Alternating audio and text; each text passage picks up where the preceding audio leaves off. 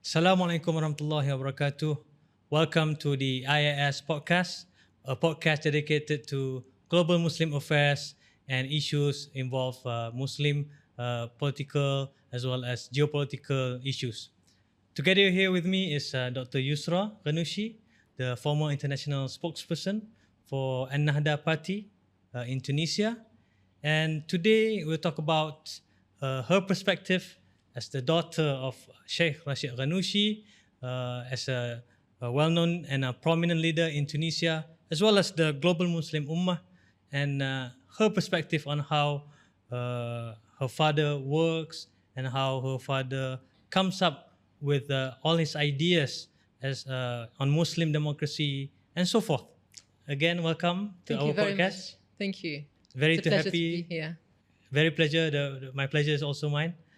And I heard you had a long journey from London yesterday. Yes, I came just yesterday, so I'm still a bit jet lagged, but I'm very happy to be here in Malaysia. This is my second visit, and I'd like to thank the Institute of Advanced Islamic Studies for this kind invitation and this opportunity to discuss this book. Again, welcome. Thank you. And for the audience at home, we just finished the book launch for this book on Muslim democracy, written by Rashid Ghannouchi and Professor Andrew March. And the book was launched by the former Minister of Foreign Affairs, Tan Sri Sheikh Hamid Alba. And I think the event was a success. And we also had a book discussion afterwards with Dr. Galul. It was a and, great discussion. Mrs. Nurul Izzah Anwar talking about the book and a lot of engagement, I think.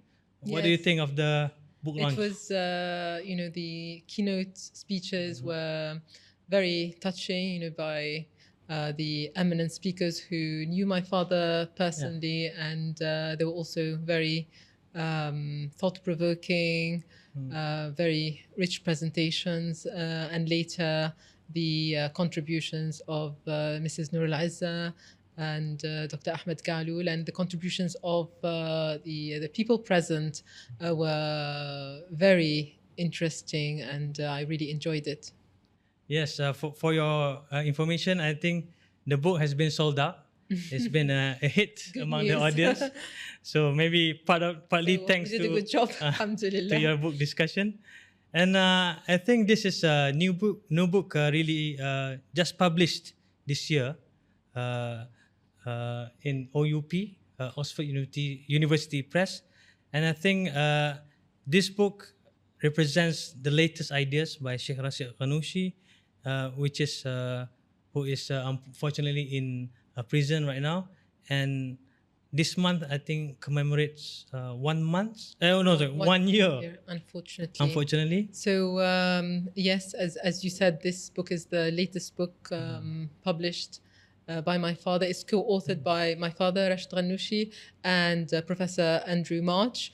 The main part of the book is translated essays by my father on various topics, as well as a long introduction discussing these ideas by Professor Andrew March, and a very interesting discussion and debate. This is the third part of the book, where Professor Andrew March spent many days in Tunisia discussing directly these ideas with my father and clarifying further some of those ideas. Unfortunately, this event I should not have been part of this event, although it's a pleasure and honor to be here. The main speakers should have been Professor Andrew March and my father. As you said, he's not able to be here because he's in prison. He has been in prison for 386 days for over 1 year, unjustly, because he embodies these ideas struggling for freedom and democracy in Tunisia, which is currently being unfortunately led by a president who wants to take Tunisia back to the days of dictatorship, the very dictatorship that Tunisians rose against in the revolution of 2011 that sparked the rest of the Arab Spring in the region. Unfortunately, I'm here to discuss these ideas. This is the second book that's been published with OUP. by OUP, and although my father, is not here, it is a pleasure to see his ideas still drawing so much interest and providing so much inspiration beyond Tunisia, in Malaysia and across the Muslim world. Our prayers are with him, with Sheikh Rashid Ghannouchi. Thank you. And although physically he's not here, at least his ideas are still free. To explore other. To be heard by others. And from our discussion, from our talk with Professor Andrew March, he said that this book culminates Sheikh's recent thinking. He said that there's an evolution of his thinking, at least in terms of writing. Can you explain more about that to our viewers? The central ideas have been there in my father's thought and practice for decades. The ideas of pluralism, freedom, justice, the compatibility between Islam and democracy. My father has been writing about those for almost half a century, and his name is associated with these ideas in the Muslim world and beyond. However, as you know, ideas evolve as you try to implement them on the ground. And in Tunisia, we've had the chance after the revolution to implement these ideas, and hence you see an evolution in those ideas. But on the whole, the essays and articles included in the book are from different periods before the revolution and after the revolution. Do you have any any examples that maybe people wanted to know what has changed? At least in terms of his writings, are there any significant example? I think it's not particularly change on new ideas that you can point to, but some ideas that become more clearly elaborated and more emphasized. For instance, the idea of consensus and consensus building. Although you find it there in my father's thought and also in the Tunisian Islamic movement's practice from its early days, from the 80s, recognizing the rights of others from across the political spectrum, to be free, to act, to be nominated, to be elected, and that was at the time pioneering within Islamic circles, who placed limits on who can participate, who can govern. However, this idea became more and more prominent, because when you have diversity, and you always have diversity, as is emphasized in my father's writings, diversity is not an accident, it's not a problem, it's an inherent. It's deliberate. If Allah says, if Allah had wished, He would have created us all the same. But this is part of Allah's purpose in creation, that we are different, and that we have to manage those differences peacefully. In Tunisia, before the revolution, Nahda had to deal with people from leftists to liberals to nationalists to Islamists in the struggle against dictatorship, and after the revolution, you had to govern, and it's not simply a result of the election results, because the Nahda, even before the election, said that particularly in a transition we don't need majoritarian democracy. Okay. We don't need 51%. That is not enough in a transition. You need to bring everyone on board. So Nahda called for a unity government even before the election results. And it said that, whatever result Nahda achieves, it wants to work with everyone because no one should be excluded because the challenges are so great, particularly in a constituent phase where you are building the new institutions of a new Tunisia, writing a new constitution, setting up, all these democratic institutions. You need everyone to be on board, everyone to be involved, everyone to be included. So this idea of consensus building became more and more prominent in my father's writings and practice as well. Later years. Yes. Okay. Excellent, Dr. Yusra. So for ladies and gentlemen, for our viewers, so that's about our book on Muslim democracy, the latest publications by Sheikh Rashid Ghannouchi and Andrew March. If you want to know more about the book, please grab a copy for yourselves. And I think we already started the podcast with a very serious and high note. Maybe we can dial it down because the title of the podcast is actually from the eyes of a daughter, reflections on Rashid Ghannouchi, freedom and democracy. So maybe we can dial it back and maybe ask a little bit about yourself as the daughter.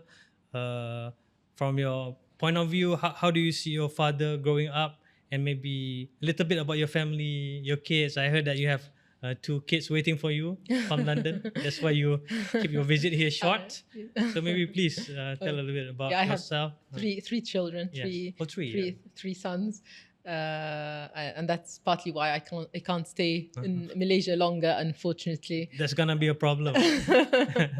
It's not easy for a mother. Maybe next time we will invite everybody. They would love to. We would love to, inshallah. It's just now it's exam time, so this is not the best of times. But I was born in Tunisia, grew up in Tunisia. So this is, Tunisia under Bourguiba and Ben Ali, the pre-revolution Tunisia. And obviously I grew up with, politics all around me.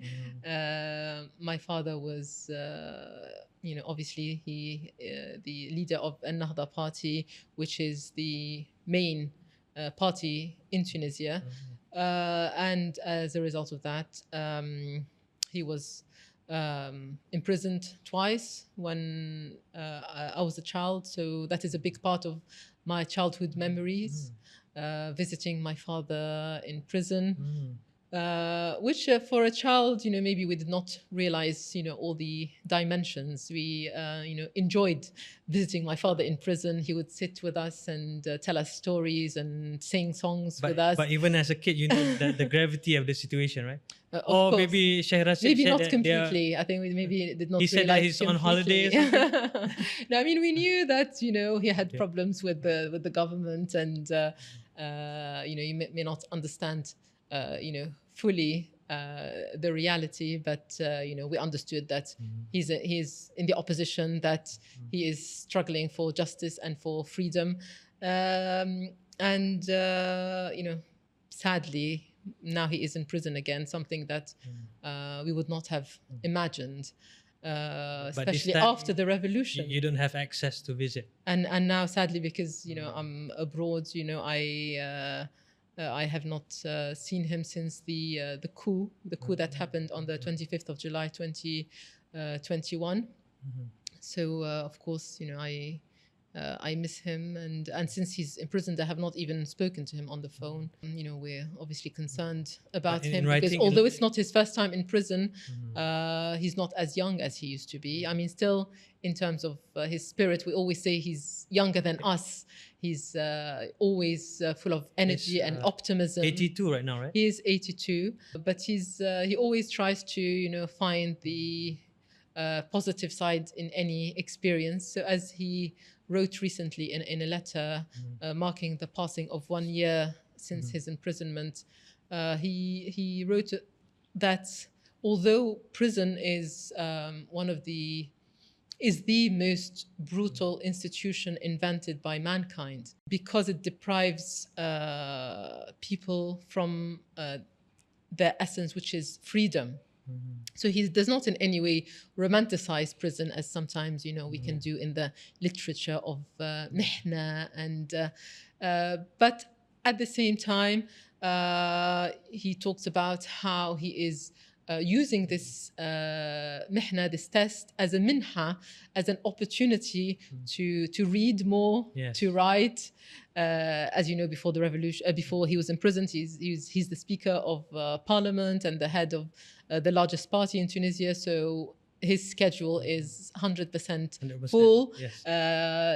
He didn't have time to read and write as much as he wanted to. So now he can do that in prison. So he's, alhamdulillah, he's patient. He's in high spirits. He's full of faith and conviction in the same ideals that he's always championed. He's following events that are happening outside. He's been following, obviously, like all of us, the genocide happening in Gaza. And since the first day of the latest event, since the 7th of October, he started to fast every single day and do qiyam every day, making dua for our brothers and sisters in Palestine, which has continued since then. It only stopped for when there was a ceasefire. So this is even the ceasefire an example is not that of long. Yes, it was just a few days, yes. So this is an example of how, whatever situation you find yourself in, you still continue your struggle, and you maintain your belief in your principles. And this is what he said, that freedom is worth sacrificing for. This is the price that you have to pay. So has his conviction, you mentioned that Sheikh Ghannouchi fasted and commit qiyam, which is night prayers, every day since the attack on Gaza. Does this type of conviction, how does this shape your childhood? I mean, or maybe your views even now? So I mean, that's a good question. When I think about it, this is how I see my father. He has all these aspects in coexisting in harmony in his life, and he has been consistent in all these areas. His commitment to struggling for freedom and justice, that is fueled by his faith, and his religious commitment. So this is what I feel he has demonstrated throughout his life. Well, you mentioned that you visited your father when you were a child. How about your kids, his grandchildren? How they see his grandfather? I mean, do they understand the gravity of the situation? Obviously, like I was when I was a child, they don't understand all the details. But like I did, they see him as a hero, like I did, as an example for them of courage, of determination. But they are still school children, right? If I'm not mistaken, 7 years old. Yeah, so they're very small. So I have twins who are 7, and my son. 7. Yes, I have twins who are 7, and my son Zakaria is 13 and a half. So they're still young. But they understand that they can't see their grandfather because he's in prison, because he is struggling for freedom and justice, and that inshallah, one day he'll be out. Inshallah.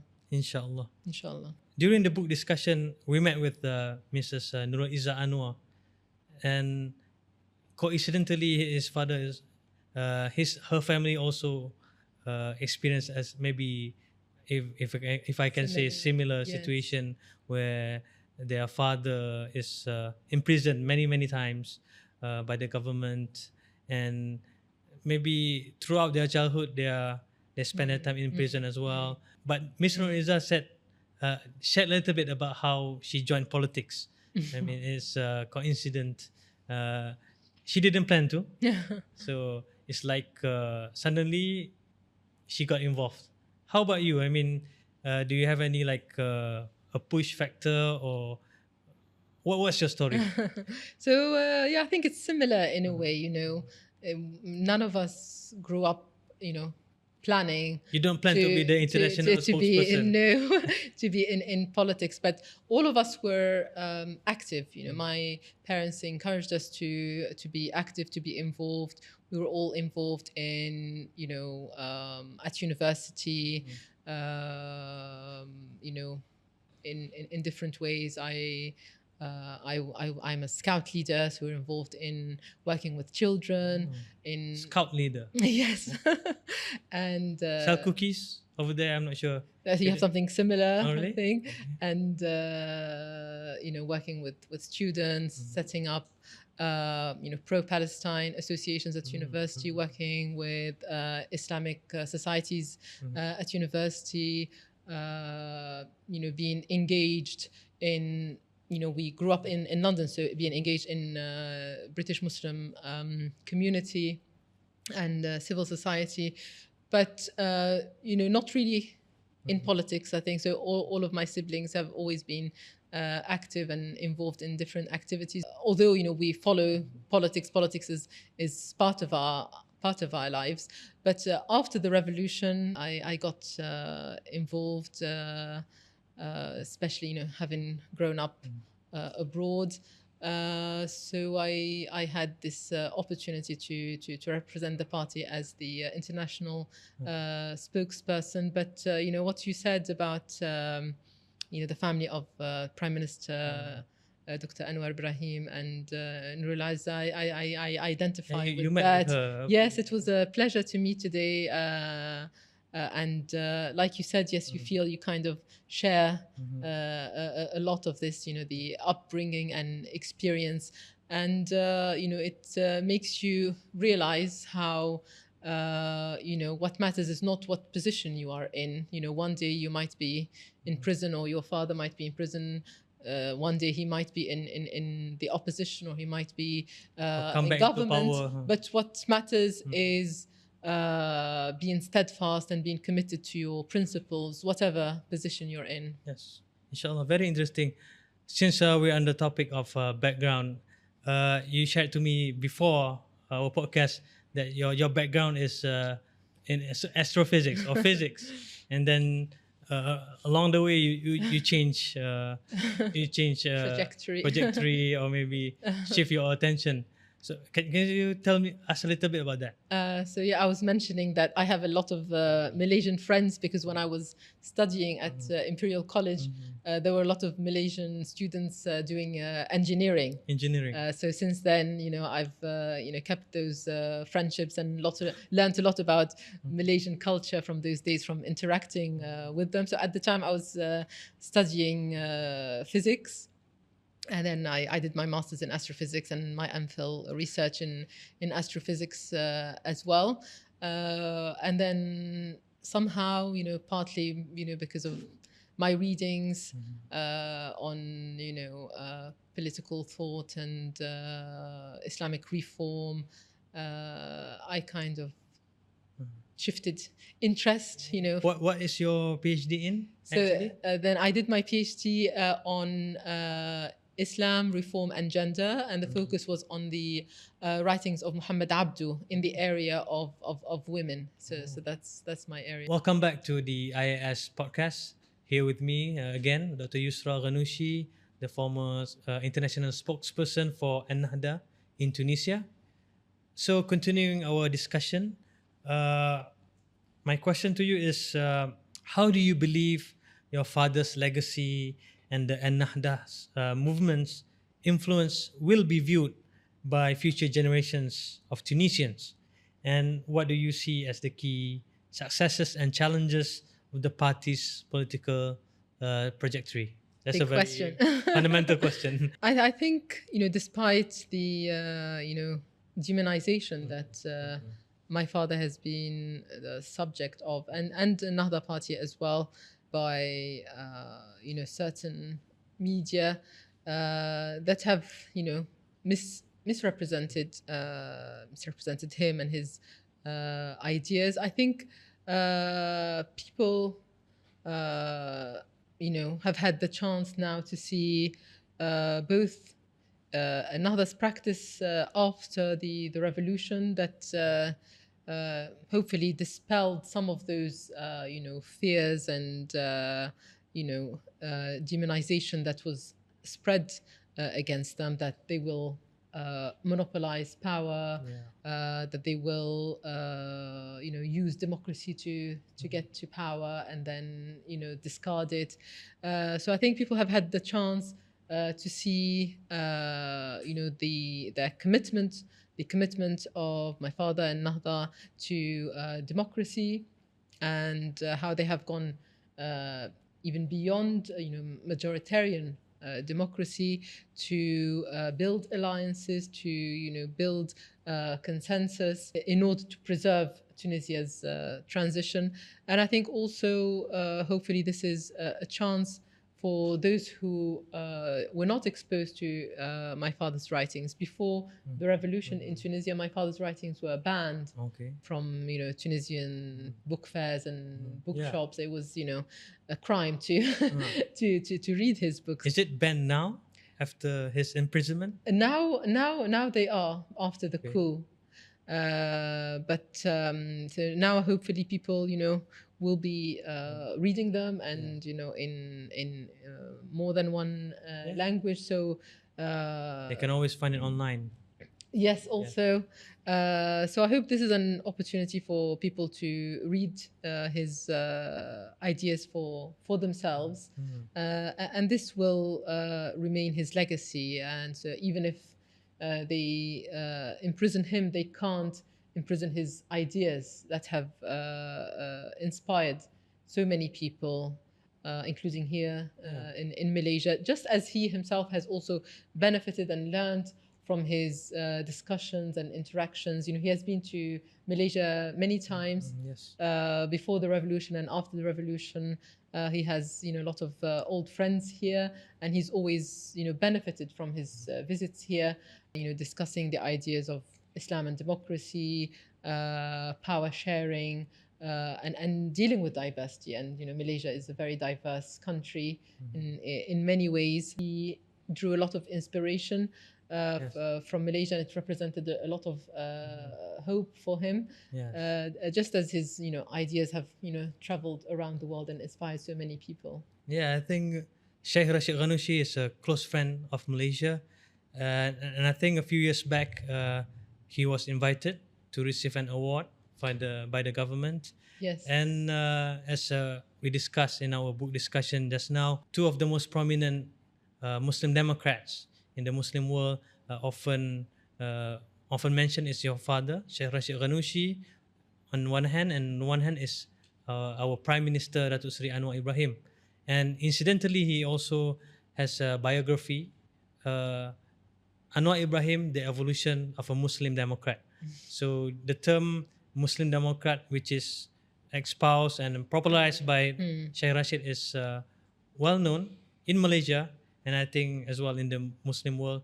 And I think that's a credit to his ideas and his prolific writings.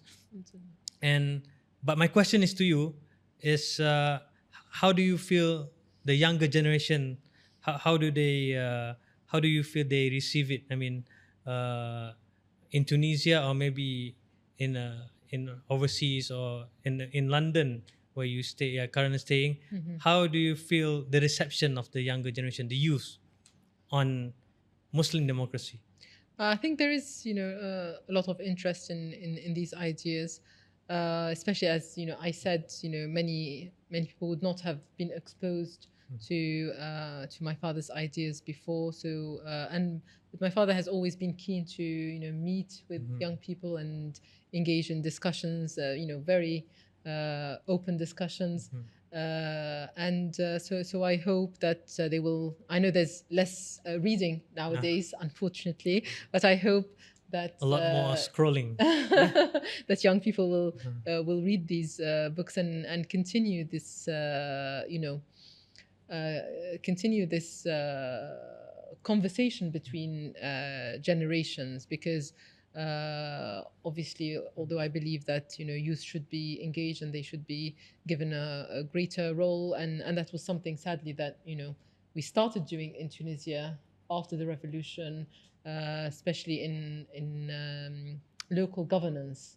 We had a lot of young mayors and young people on local councils. So this was a way of getting young people involved. This is now obviously all being destroyed and dismantled by the current regime.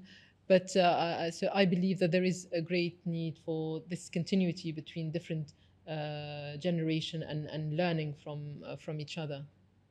Yeah, I know it's kind of hard to measure the effectiveness and how they receive these new ideas, but at least, I mean, your gut feeling, how do you feel they receive, I mean, the future generations of Tunisians? Do you think they are more open and more receptive for democracy, or do you think it's maybe a bit further along the road because of the obstacles or maybe a lot of hindrance by the current government? I mean, the current challenge we have now is who can provide hope to young people, because after the revolution there was huge hope, there were great expectations, and then obviously there was disappointment because not everything could be achieved, because perhaps we did not convey this idea that change will not be easy, it will not be quick, it will take time. Revolutions do not achieve their aims overnight,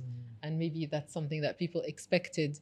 They take time, and there are always counter revolutions, and change takes time.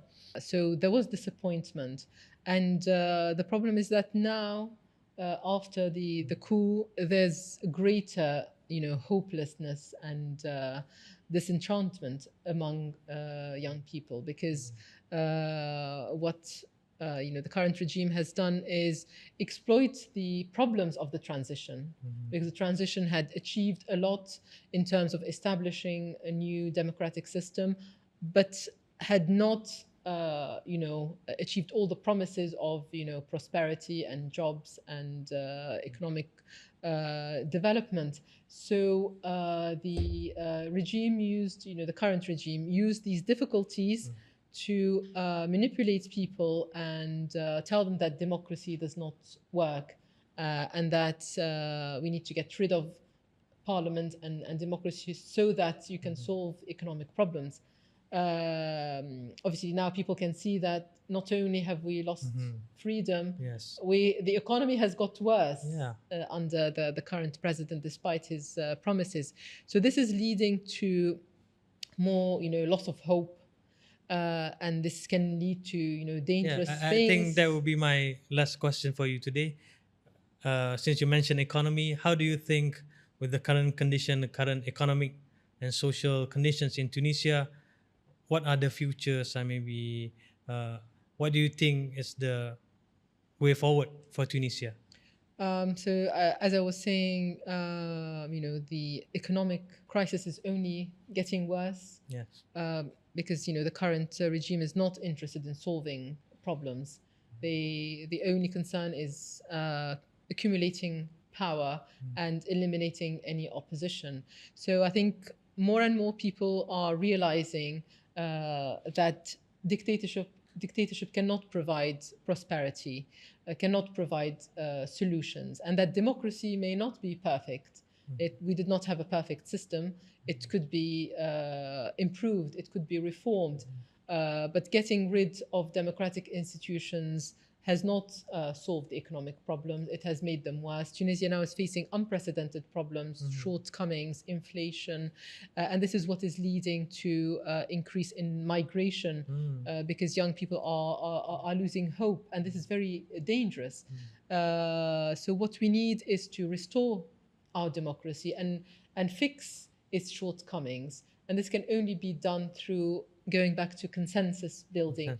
Try to involve everyone, to engage in dialogue with everyone who believes in democracy, to restore our democracy and have a representative, inclusive government that can deal with the real issues. You know, the current president has been changing the constitution, changing the political system, but the real problems that we have in Tunisia are the economic problems. So we need a government that will focus on those. And despite, you know, the current situation, there are hopeful signs of the opposition getting closer together through dialogue to unite in order to restore democracy.